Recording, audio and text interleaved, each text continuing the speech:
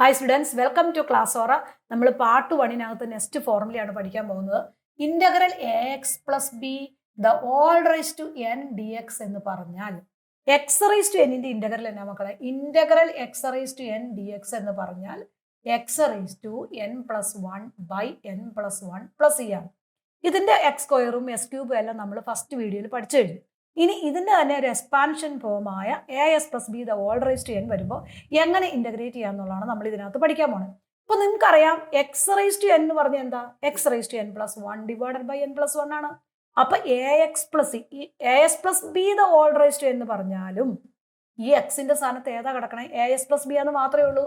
അപ്പൊ ഇവിടെ ഇതിന്റെ ഇന്റഗ്രൽ വരുമ്പോൾ നമ്മൾ എക്സ് റൈസ് ടു എൻ എഴുതും പോലെ തന്നെ a S plus B the whole raise to N plus 1 divided by N plus 1 വരും. ഇവിടെയെല്ലാം എക്സിന്റെ കോഎഫിഷ്യന്റ് എന്താണോ അത് ഡിവൈഡഡ് ബൈ വരും. അപ്പൊ ഇവിടെ എക്സിന്റെ കോഎഫിഷ്യന്റ് ഏതാ? ആ ബൈ എ ആണ് ഇവിടെ വന്നിരിക്കുന്നത്. That is equal to 1 by a വരും പ്ലസ് ഇ വരും. ഇതാണ് നമ്മുടെ ഇക്വേഷൻ എന്ന് പറഞ്ഞത്. ഈ ഒരു ഇക്വേഷൻ വെച്ച് നമുക്കൊരു പ്രോബ്ലം എങ്ങനെ ചെയ്യണം നോക്കാം. രണ്ടാമത്തെ സെക്കൻഡ് വൺ നോക്കാം. Integral 4x plus 3 the whole raise to 7 D X എന്ന് വെച്ചു. ഇവിടെ നമുക്കറിയാം എക്സ് റൈസ് ടു എന്നിന്റെ integral X raise to N plus 1 divided by N plus 1 ആണ്. അങ്ങനെയാണെങ്കിൽ ഈ 4x പ്ലസ് 3യുടെ ഇന്റഗ്രൽ വരുമ്പോൾ എന്ത് വരും?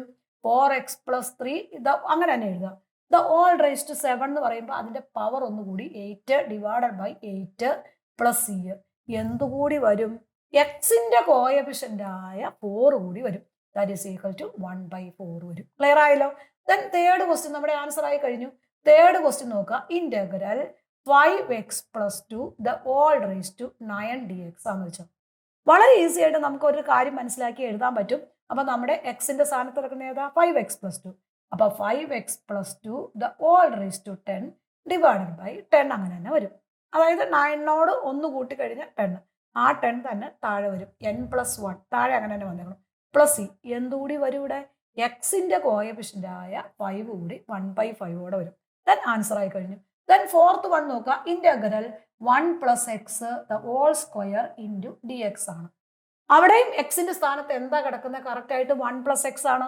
അപ്പൊ നമ്മുടെ ആൻസർ എന്ന് പറഞ്ഞാൽ 1 plus x the whole raise to 3 divided by 3 plus e വരും. അവിടെ എക്സിന്റെ കോഎഫിഷ്യന്റ് എന്ന് പറഞ്ഞാൽ 1 ആണ്. അപ്പൊ 1 ബൈ 1 വരും. ദെൻ ആൻസർ ആയി, നമ്മുടെ ആൻസർ ആയി കഴിഞ്ഞു. ഫിഫ്ത്ത് ക്വസ്റ്റ്യൻ നമുക്ക് നോക്കാം. Integral 1 minus 2x the whole raise to 6 d x ആണ്. ഇവിടെ നമ്മൾ എക്സിന്റെ സ്ഥാനത്ത് എന്താ മക്കളെ കിടക്കണേ? 1 മൈനസ് 2x ആണ്.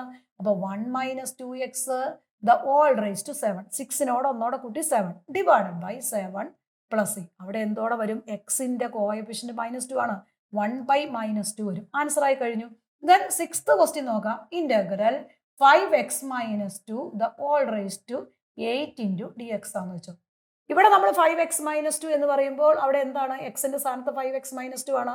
അപ്പൊ നമ്മുടെ ആൻസർ എന്ന് പറയുന്നത് എന്ത് വരും?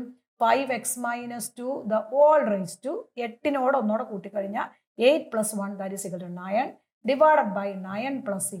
അവിടെ എക്സിന്റെ കോഎഫിഷ്യന്റ് എന്താ? That is equal to 5. 1 by 5 വരും. ആൻസർ ആയി കഴിയും. ഇതേപോലെ ഒരേപോലെയുള്ള മോഡൽ ക്വസ്റ്റ്യൻസ് നമ്മൾ ബേസിക് നന്നായിട്ട് ചെയ്ത് പഠിക്കണം. ബേസ് പഠിച്ചു കഴിഞ്ഞാൽ നമ്മുടെ ഇന്റഗ്രേഷൻ ചാപ്റ്റർ നമുക്ക് വളരെ ഈസിയാണ്.